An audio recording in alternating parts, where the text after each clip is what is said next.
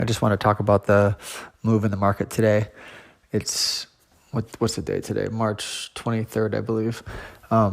So we had a Federal Reserve announcement this morning at, I think it was 7 a.m. Central Time, caused a big move up in the market, pre-market. And then this was after we were limit down briefly before. And then you got a huge rally and then almost a total retracement of the whole move. So everyone who bought that move got flushed out, probably got beat up. And we spent the rest of the day rallying a little bit and just chopping around. And we kind of pushed down a little bit when there was a lack of approval or agreement on approval of this fiscal stimulus package in Congress. So that was kind of similar to 2008 when they didn't approve the TARP plan. And I think it set up a really good trade, and it continues to set up a good trade going forward where we probably have a little bit of upside action because we went limit down, I think 3 or 4 different times. But at this point now, you can pretty much know that the stimulus package is going to get passed. So that's good news. That's going to be coming. The other thing is the Fed came in 3 or 4 times already and did a ton of stimulus. We blew it off almost every single time. And what I really like about this last time, and the point of this recording today, is just to point out to people that markets almost never bottom or top on news.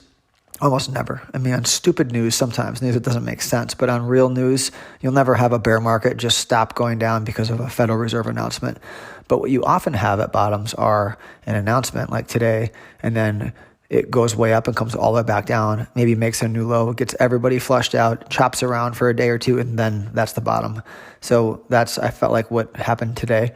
And it makes me, I don't know if it's the ultimate bottom, but I think for trading purposes for a few days, maybe a few weeks, I think a few weeks probably makes more sense that we've put in a little bit of a bottom in terms of how it shook everybody out and it blew everybody out who bought the news.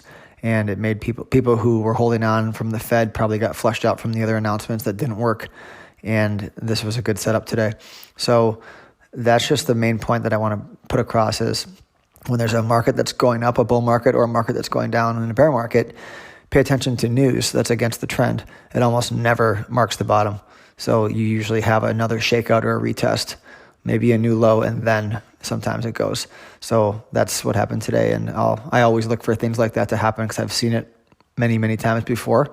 But today was another example of that. I want to add one little piece that I forgot. On Friday, we went limit down. I believe we did at least. We closed on the lows. And it was because Apple they finally capitulated and drug Apple down. And today you had Microsoft and Apple were weak for a while until the end of the day. But a lot of the other stocks, if people notice, were pretty strong and we're setting up nice chart patterns on Friday. But the big boys took us down anyway. And the same thing happened today. You often see near the end of a move that people who are holding those premium stocks decide to puke out and raise cash. And they've already sold the garbage they don't like and they sell that crap. They sell the better stuff that they don't want to sell at the end. And I think that was another thing I was watching today and remembering from Friday was how, we're holding up. Once those big boys just at least stop going down, we're probably going to rally for a little bit. So that was another thing I was keeping an eye on.